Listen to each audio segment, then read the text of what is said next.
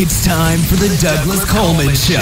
Mr. Smooth and Savvy is joined by guests from all walks of life, from the entertainment industry to authors to political and social commentators, the famous and not so famous, the controversial and the light and fluffy.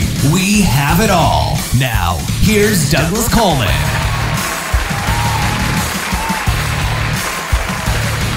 Well, hello there. Welcome to the Douglas Coleman Show. It's me, Douglas Coleman. How are you? We've got Denise Turney here today.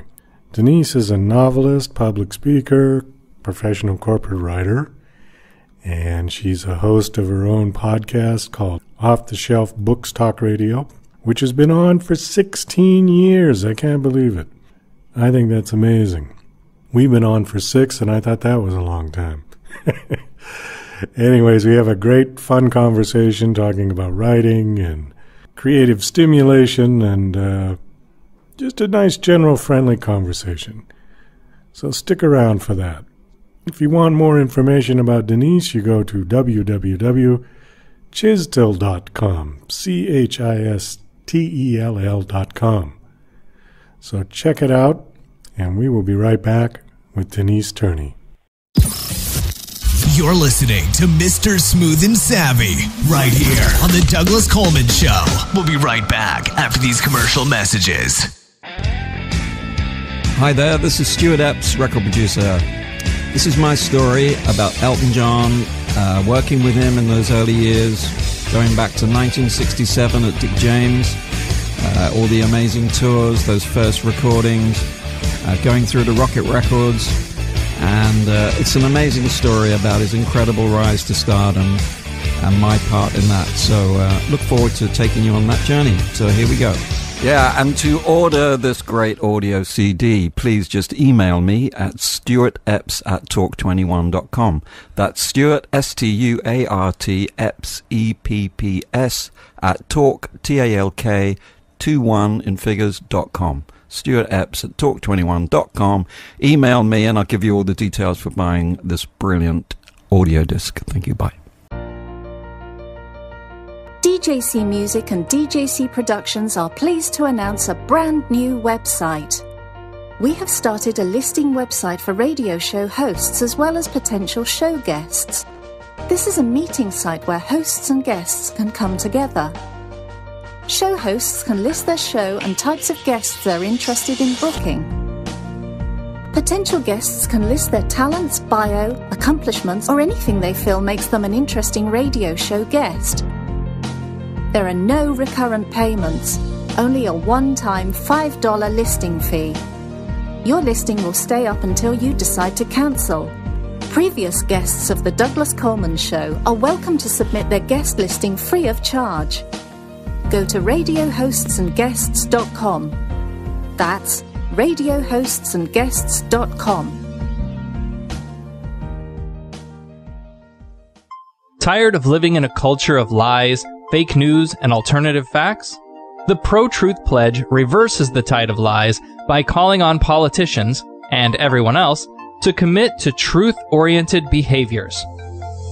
The pledge asks signees to commit to 12 behaviors that research in behavioral science shows lead to truthfulness, such as clarifying one's opinions and the facts, citing one's sources, and celebrating people who update their beliefs toward the truth.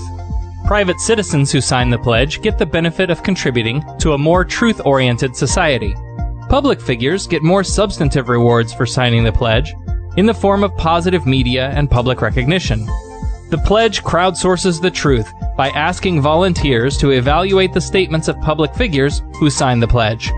Take the pledge, demand that your elected representatives do so, and encourage your friends to take it at protruthpledge.org. Are you an independent musician? How would you like to have your songs played on hundreds of radio stations just like the one you're listening to right now? Join MusicSubmit.com and we'll promote your music to radio stations and blogs in your genre. It's free to set up your account, and we guarantee your music will be considered for airplay by radio stations worldwide. Why not sign up today? It's free. MusicSubmit.com. Radio promotion for indie musicians. Hurry, Boo! Winkle. The show's about to start. I'm coming as fast as I can.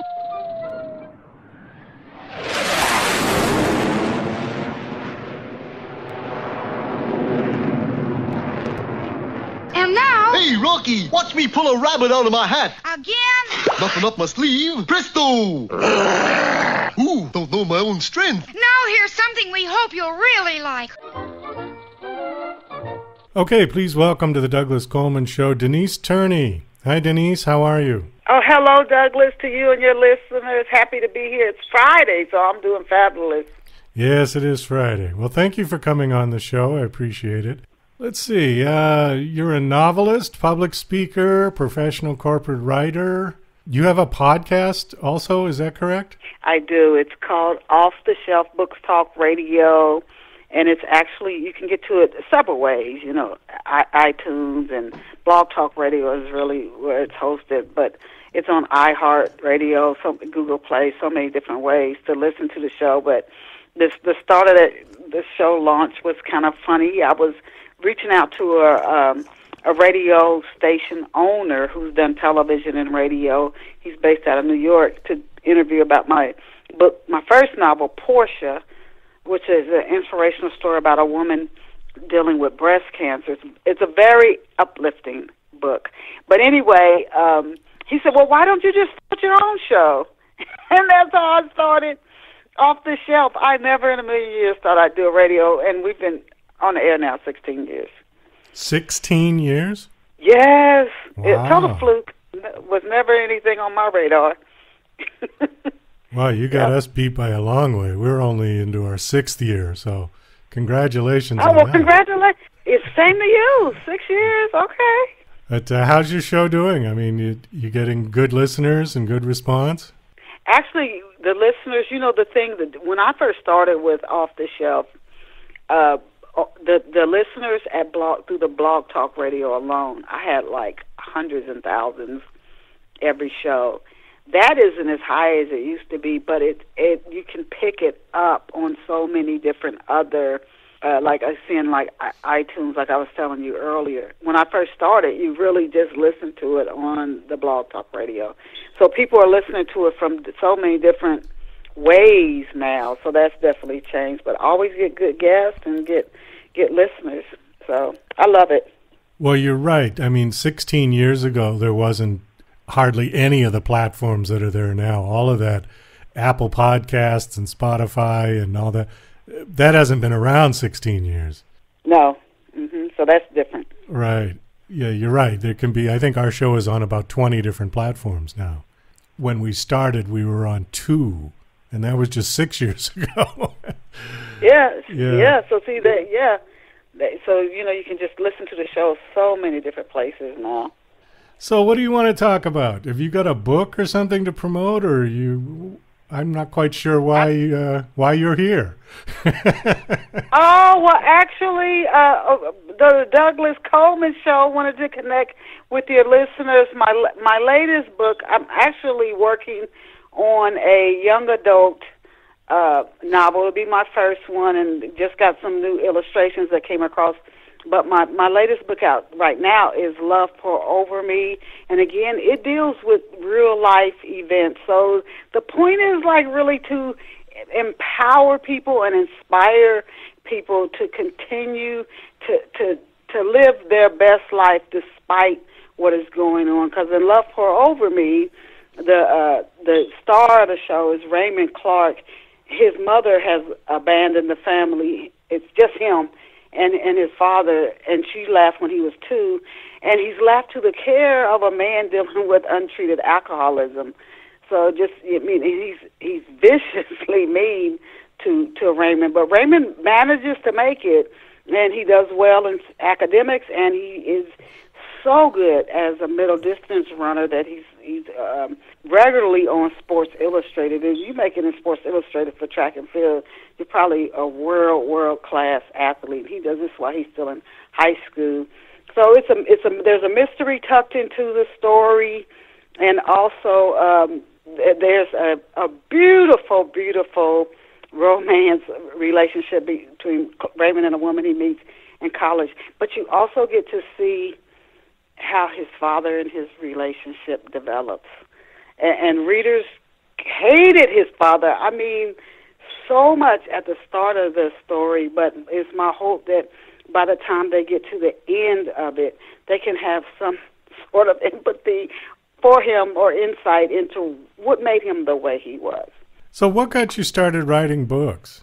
I started writing when I was 10 years old, and it came to me in a very, I don't know how to say it. I always call it like my burning bush experience because I love to read. I was a voracious reader. Any of your listeners who've seen the movie Matilda, I read books like 30 to 50 books a week when I was a kid, and it was just nothing for me to read that much.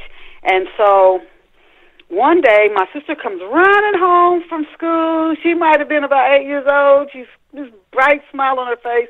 She says, "Look what I found in the library." And she puts this book down on the bed, and I was in a funk. I was 10. And then after she says, "I'm going to go back outside and play." And I don't think she ever read that book. So to this day, I think she just brought it in there without knowing it for me to pick it up. So I read this book after all these years of reading all these books, and these characters come alive. They like leap off the pages. It's almost like it's not a book. And I'm thinking about different people who the characters remind me of. I put the book down. It was a small book of poetry by Gwendolyn Brooks. And I sit down, and all of a sudden this feeling comes over me I had never experienced. And I went, "Oh, my gosh, I'm a writer." And I started writing. 10 years old. And I started on my first novel when I was 12, and I actually thought all kids wrote novels. And I would ask my classmates, like, "What's your novel about?" They're like, "I'm not writing a novel." So I just have continued it because of the way it came to me. The way it came to me, I said, I think this is what I'm supposed to do. So I've written novels, and I've done like corporate writing. When the Great Recession hit, talking about staying empowered and inspired. When the Great Recession hit, that's how I made my bread and butter for 5 years, freelance writing. And oh my goodness, I worked with so many different clients. And for anybody, whether they're freelancing or whatever your business is, especially small business now with COVID being global, you want to get a lot of clients, because clients come and they go. I don't know any company that holds on to all its clients for I want to say even 5-10 years. They come and they go. So you want to keep a good client base. So I worked with so many different industries, from people working in law to people in retail to construction to healthcare industries to beauty to lifestyle. The military. I just wrote the gamut. I learned a lot, and that's how I did that. Thousands and thousands of articles and feature interviews. So you just got to get out there and try different things to get to what you want, to what makes you happy. It's funny you said something about your characters in your books. They just started to come alive and talk to you. I have heard that from so many other authors, and that a lot of them say that their characters wait until they go to sleep. And then when they go to sleep, the characters come alive and start doing all kinds of stuff. And when they wake up in the morning, they remember what all the things that the characters did during the night. And they go run to the computer and start writing it all out, because it's amazing. Does that happen to you? I have to tell you, that is very interesting. I've heard that some author friends tell me their characters literally will talk to them. When I first started writing, I was working on my first novel. Again, I started when I was 12. And I don't know if it's because my schedule was, just a kid not working. And I don't know if my schedule being so freed up allowed my imagination to be more active. But then I did have dreams with my characters in them. But once I got going and my life filled up and I went to college and got a job and working, and then it stopped. And I think it's just because I had so many other things on my mind that I wasn't freed up to just have those characters come alive. But I will tell you that I know when I'm working on a story, like what my novel Love Has Many Faces, which is set in New York City, and it's based around a actress, a very, very successful actress, and an up-and-coming playwright who become roommates. And it's also a murder mystery as well. But one of the characters, I just did not want to do something to her, and I don't want to say what it was to give the story away. But the character literally said, "This has to happen to me." Now that was an odd thing. So I think it's just our subconscious being busy working, but the character said, "This has to happen to me," and I as the writer did not want to do it. So I'm like, "Oh no, I can't do this." So yeah, that can happen. I think that's just our subconscious minds, just busy. Yeah, I agree with you. So how many books have you written now? I've probably written well over 15 books, but published so far 5. Working on my first young adult novel for any of your listeners you're talking about loving to read books when I was a kid. I loved Pippi Longstocking. Some of your listeners probably too young. They like, Pippi Longstocking, what is she talking about? The author was a German author, and she came up with this character. She had these pigtails, and her father was a businessman, but he traveled a lot. And I think her mother must have been passed away, but Pippi was around 8 or 9 years old, and she did whatever she felt like. She was so spunky. She was just so I loved Pippi Longstocking, like this little freckled, red-headed girl with these 2 pigtails, and she's just going to do her own thing. So I loved Pippi Longstocking. So the character Rosetta in the young adult book that I'm just coming out with, the first one is Rosetta, the talent show queen. She's kind of spirited and spunky like Pippi Longstocking. In case you have listeners out there looking for a good young adult or children's book for their kids or grandkids, it should be out this year. So working with the illustrator on that now. But that'll make my 6th published novel, which Portia, again, is the first.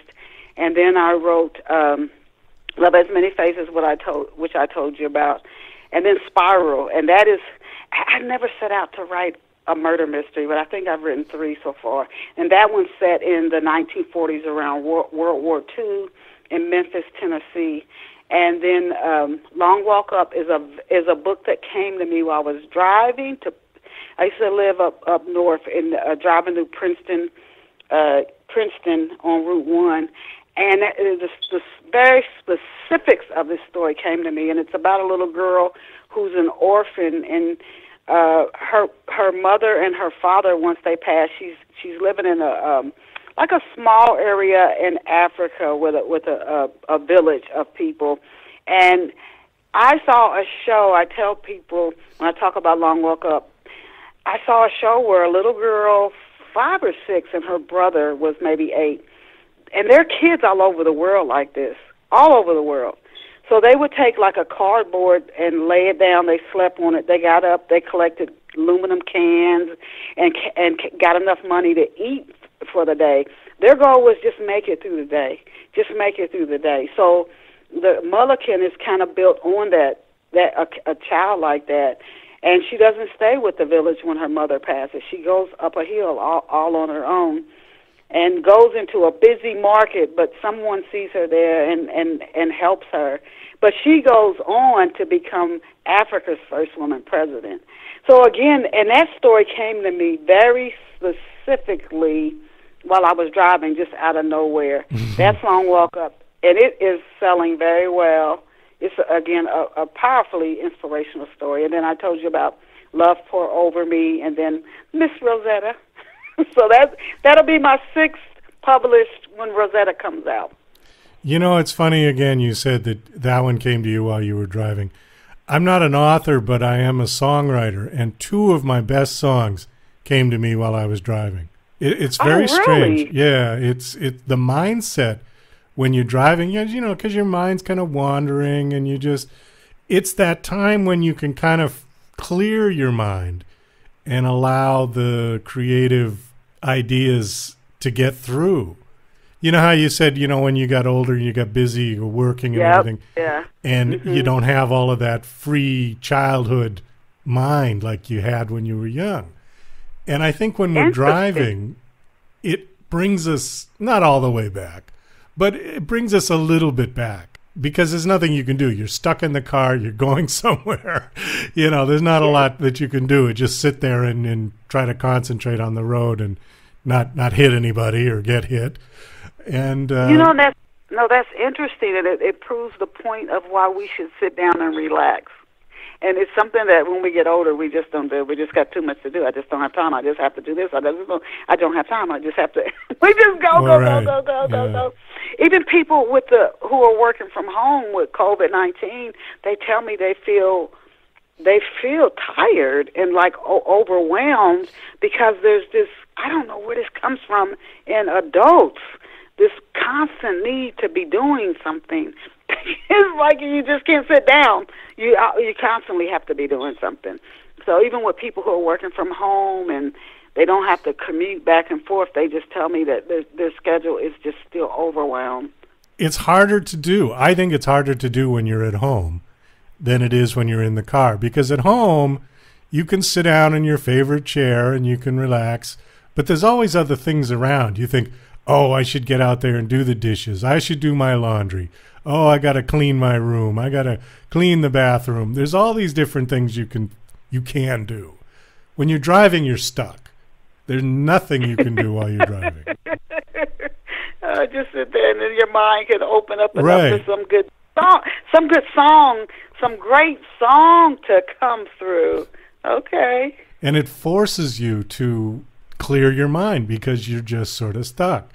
It doesn't work for me on an airplane because there's too many other people around and there's too many other distractions. But in the car, if you're alone, if you're with people in the car, it doesn't work. But if you're driving alone, that's the best time. Yeah. Okay. Yeah, that's only happened to me once. Only that one time. But good for you. Your two best songs came through that way. Yeah. Maybe it's time to hit the road. You can go drive by yourself with this COVID-19. And maybe that third song is just the top of the chart. I'm like, you know what? I interviewed with that guy, and his song is playing everywhere. Wow, that would be great. But I think that's a good idea, actually. I think maybe just once in a while, I got to get in the car by myself and just drive nowhere. But just get out of the city a bit, go drive out in the desert. I'm in Las Vegas. So as soon as you leave the city, you're in the middle of the desert. And just drive and just, take an hour or 2 hours and drive around and then come home and see. Hopefully something happens while I'm out there. Okay. That's not a bad idea. Are you self-published? I am. I started Chistel Publishing again. I'm going back. My first book, Portia, came out in August of 1998, actually. And back then, self-publishing was frowned upon. Oh, my goodness. Book reviewers wouldn't touch you. Librarians, bookstores didn't want your book. Although I do know a woman who made the New York Times bestseller list with her novel Satin Doll. She just kept going up to the bookstore saying, "Carry my book, please, put my book." And they were like, "Go away, go away." So she just put posters and everything all over the city, and people started going up to the Barnes & Noble saying, I would like to get Satin Doll by Karen Quintos Miller. And eventually they went back out to her and said, we would like to carry some of your books. And it made it to the New York Times bestseller list. Wow. Now, there are authors who prefer to self-publish. Some started self-publishing, went to a major publisher. The royalties were so low, or they sold more copies on their own than the traditional publisher, that they said they would go back to self-publishing. I actually love it. It helps me to learn more about the industry. Like I'm working with the illustrator now for Rosetta, the talent show queen. I work with a designer for like my book covers. I do recommend working with beta readers, and also a professional editor before you release your book. Don't just edit it yourself. Have somebody else put their eyes on it before you publish the book. I do recommend. But the company is Chistel Publishing, and I would love for your listeners to visit me online at Chistel, CHISTELL.com. Again, that's CHISTELL.com. ISTELL.com. Thank you. Okay, is that your publishing company? But do you publish other people's work or just your own? Right now, I'm not publishing anyone else, but what we used to do at Chisel Publishing, and this got a lot of traction globally, used to sponsor an annual writing contest. So it was poetry, short stories. I think it was just poetry and short stories. And oh my goodness, I had no idea, because it was really to promote literacy and reading, and of course the craft of writing to support writers. I mean, those submissions came in from all over the world. Wow. That contest, oh my God, I was like shocked. Got so many submissions, but haven't done that in a couple of years. Well, Denise, we got to wrap this up. We just ran out of time. Thank you so much for coming on the show. This was great fun talking to you. Do you have Thank you. a personal website or anything you want to give out, or you just want to give out the Chisel.com? Yes, if you go to Chisel.com, you can follow me or listen to Off the Shelf Books Talk Radio. You can see other links to like the social medias, Facebook, Twitter, LinkedIn, where I am. Again, that's CHISTELL.com.